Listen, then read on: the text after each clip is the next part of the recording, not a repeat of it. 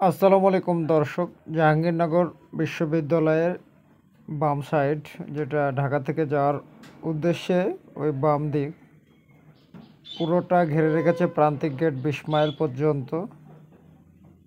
তো এই 20 মাইল প্রান্তিক গেট ঘিরে রাখার কারণে বিকল্প ওয়ে গাড়ি যাওয়ার কোনো ব্যবস্থা নাই, বা বিকল্প দিক দিয়ে যাওয়ার জন্য কোনো মানুষ কোনোভাবে যেতে পারছে না, বা যাওয়ার চেষ্টা করলেও যাওয়ার কোনো ব্যবস্থা নাই। বাংলাদেশের মানুষ প্রত্যেকটা জায়গা থেকে প্রত্যেকে যদি সচেতন হতো, সতর্ক হতো, দুর্নীতি না করতো বা অন্যায় কাজ না করতো, তবে বাংলাদেশে এত অশান্তি বা আন্দোলন হতো না। নিচু থেকে উঁচু পর্যায় পর্যন্ত প্রত্যেকের জায়গায় দুর্নীতি করছে। এই কারণে বাংলাদেশের মহাসড়কটা ঘিরে সবাই আন্দোলন করছে। সমস্যা যদি লাগাই তবেই সমাধান হবে। এর জন্য মহাসড়ক ঘিরে রেখে সমস্যার সমাধানের জন্য সমস্যাটা তৈরি করছে।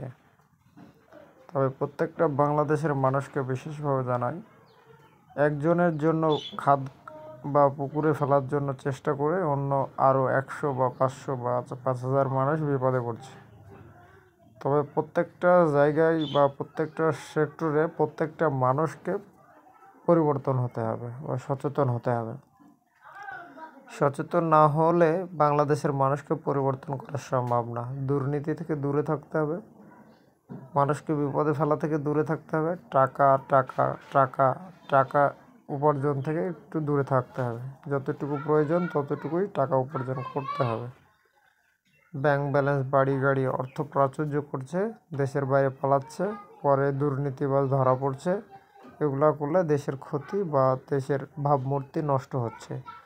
তো যারা দেশের ভাবমূর্তি নষ্ট করছে, যারা দেশের ক্ষতি করছে, তাদের আইনের আওতায় নিয়ে আসা হোক, তাদের উপযুক্ত বা দৃষ্টান্তমূলক শাস্তির আওতায় নিয়ে আসা হোক। ধন্যবাদ সবাইকে। আসসালামু আলাইকুম।